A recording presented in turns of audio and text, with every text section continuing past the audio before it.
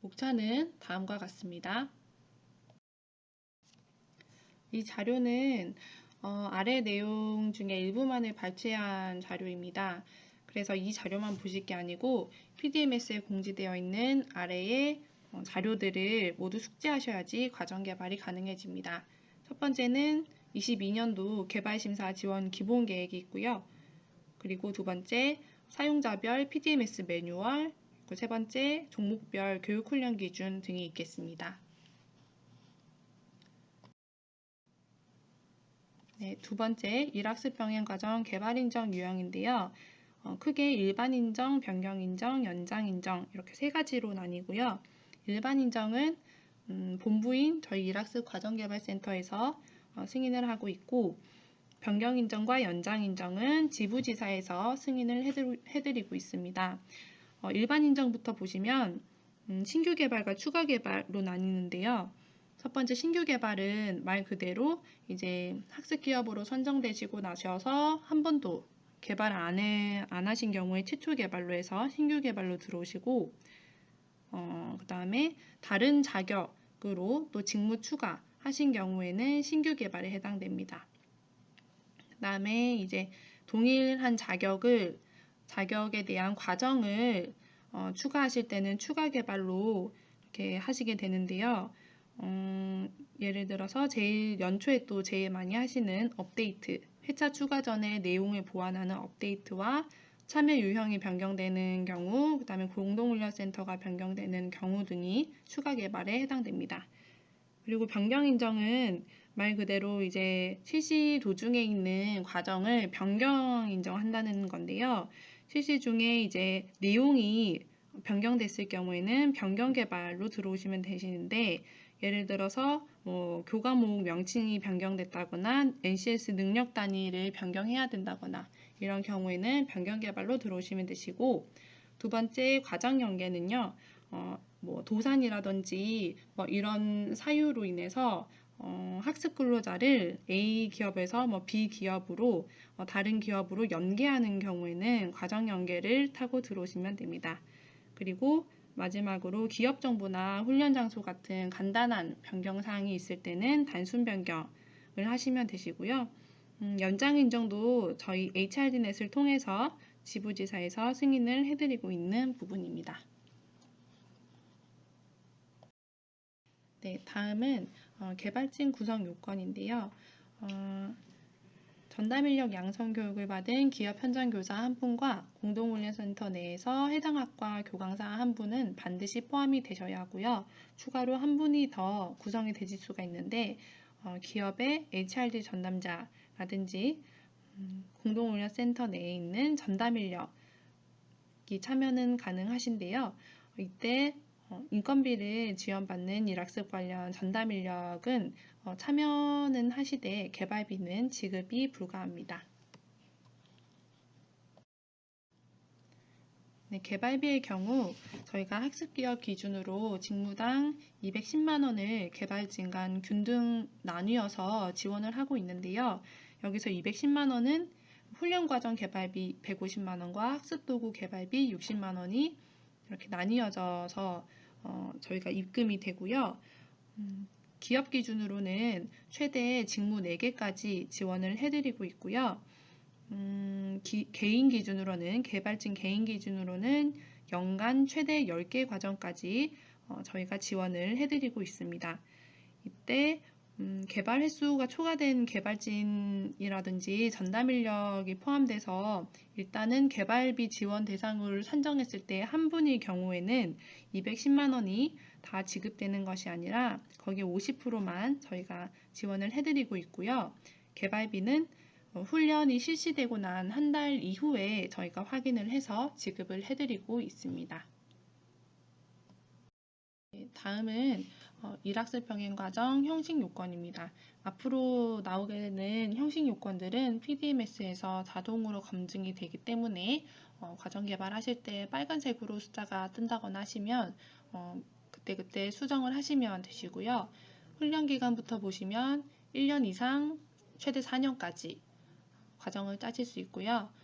전체 훈련 시간은 산업형 과정과 기업형 과정으로 나뉘어서 저희가 산업형 과정은 요 L2에서 L6까지의 훈련 레벨에 맞춘 시간을 제시되어 있는 시간을 따르셔야 됩니다. L2인 경우에는 400시간 이상으로 훈련을 하셔야 되시고 필수 능력 단위는 여기에서 200시간 이상을 맞추셔야 됩니다. 기업형 과정은 600시간 이상으로 하시되 훈련 시간의 50% 이상을 NCS를 활용을 하셔야 됩니다. 1월 훈련 시간을 보시면은 OJT는 1일 6시간 해서 1개월 60시간을 맞추셔야 되시고 한도 내로 이렇게 짜셔야 되시고 OFJT는 1일 9시간으로 정해져 있습니다. 제약단계 OJT 편성한도 보시면은 구간 정시제에 한해서 도제 전문대는 1개월에 100시간까지, IPP도 1월 100시간까지 이렇게 가능하십니다. 네, 다음은 연간 훈련 시간입니다. 연간 훈련 시간은 최소 200시간 이상, 최대 훈련 시간은 제한이 없으나 저희가 연 900시간까지만 훈련비를 지원하고 있습니다. 훈련 과정을 개발하고 나서 적합성 심사를 통해 인정을 받으시게 될 텐데요. 인정받고 난 후에 열흘 이내에 실시 신고를 하시고 실시하시는 것이 원칙이고요. 학위 연계형 과정인 경우에는 학사 과정 개시 후 2주 이내에 OFJT든 OJT든 훈련을 실시하셔야 합니다.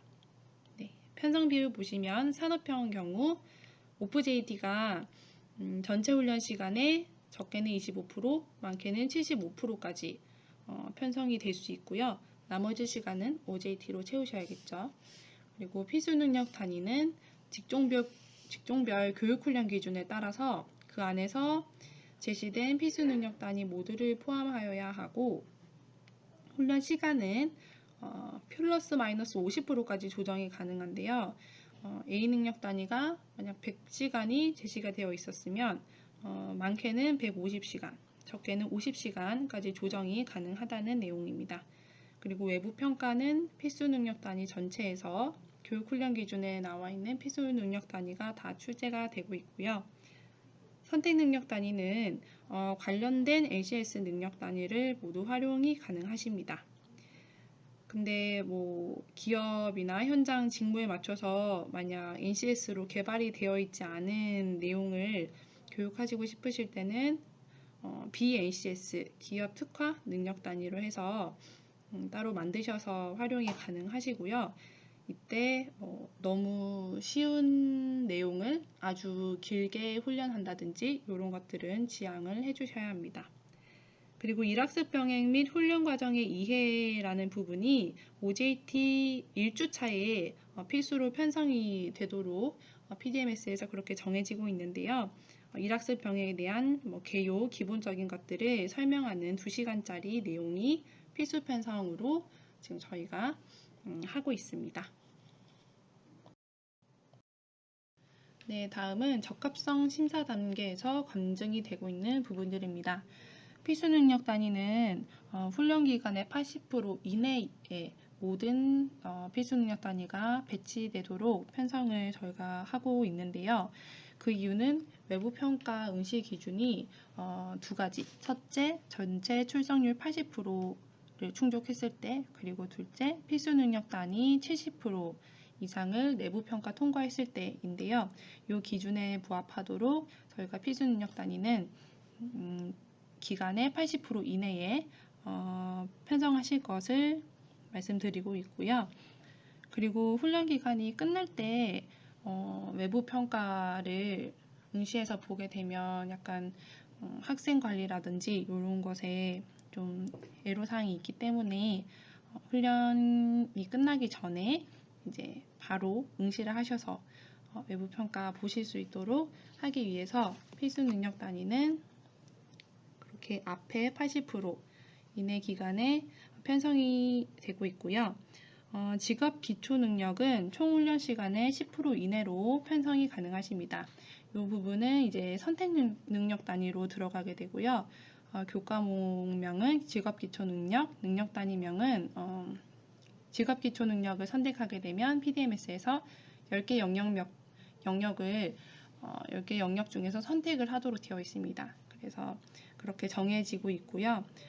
직업기초능력 외에 교육학 등의 그런 교양교과를 편성할 필요가 있을 경우에는 이 경우에도 직업기초능력에 포함돼서 총 훈련 시간의 10%를 초과할 수 없도록 되어 있습니다. 그리고 학사연계형 일학습 병행은 뭐 계약학과라든지 이런 학력 인정 기준을 각자 충족할 수 있도록 그렇게 교과가 편성이 되어야 하고요. 도제 과정은 특히 시도교육청에서 정한 NCS 교과목명을 따르고 있습니다. 네, 일학습 병행 과정은 일단 집체 훈련을 원칙으로 하고 있습니다. 단 이제 원격 훈련과 비대면 훈련의 경우 오프JT 시간의 20% 이내에서 편성 가능하도록 지금 하고 있는데요. 원격 훈련은 애니메이션과 같은 그런 온라인 콘텐츠를 직접 개발해서 훈련을 하는 건데 일단 그 승인 받은 기간만 지금 하실 수가 있고요. 비대면 훈련은 실시간 쌍방향의 그런 어떤 줌 같은 그런 형식을 말하는 건데요. 이런 것들을 이제 훈련 과정 하시면서 사용하겠다 하는 경우에는 세부 운영 계획서를 작성하시도록 되어 있고요. 적합성 심사 때 그 내용과 훈련 가능 여부 등을 심사를 받게 되십니다. 그런데 지금은 코로나와 같은 그런 특수한 상황에 놓여 있기 때문에 훈련을 직접 대면으로 못 하시는 경우시잖아요. 그래서 뭐 특별 운영 조치에서도 확인하실 수 있듯이 지금은 실시간 쌍방향 그 온라인 비대면 교육은 열려 있는 상태고요. OJT와 오프JT 간의 연계성을 일학습 병행은 굉장히 중요하게 생각하고 있습니다. OJT 현장에서 훈련을 받고 부족한 부분을 OJT 수업하면서 이제 보완하는 그런 내용인데요. 주간 단위로 일주 내에 오프JT와 OJT를 번갈아 가면서 편성을 하셔서 서로 이렇게 현장 실습 때 모르는 것을 오프JT 때 배우고 오프JT 때 배운 것을 OJT에 써먹을 수 있고 이런 것이 가능하도록 지금 저희가 주간 단위로 이렇게 번갈아 가면서 편성하시는 것을 원칙으로 하고 있고요. 이것이 어려운 경우에는 구간 단위라고 해서 편성이 가능하신데 심사를 통해서 인정받으시면 되십니다.